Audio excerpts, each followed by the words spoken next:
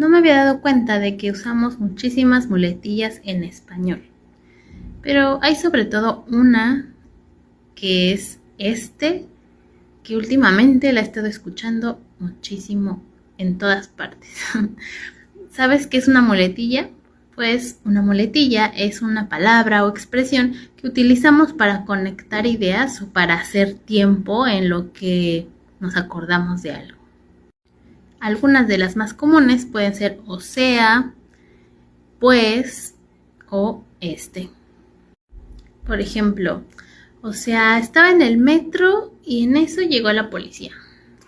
O puede ser que te preguntan algo y respondes, pues sí, suena bien, me gusta la idea. Siempre un pues antes de empezar a hablar.